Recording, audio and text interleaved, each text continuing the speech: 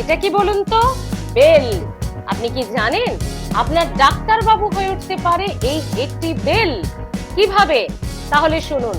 এই যে আপনি পেট নিয়ে ভুগছেন, নানান সমস্যায় জর্জরিত হয়ে গেছেন, পেট পরিষ্কার করার সব থেকে ভালো উপায় হচ্ছে বেল। টক দই এবং বেল এই দুটো ভালো করে মিশিয়ে বেলের ঘোল বা শরবত যাই বলুন না কেন আপনারা সেটা বানান এবং সেটা ব্রেকফাস্ট করার আধ ঘন্টা থেকে 1 ঘন্টা পর খাবেন, মানে মিড মর্নিং যেটাকে বলে।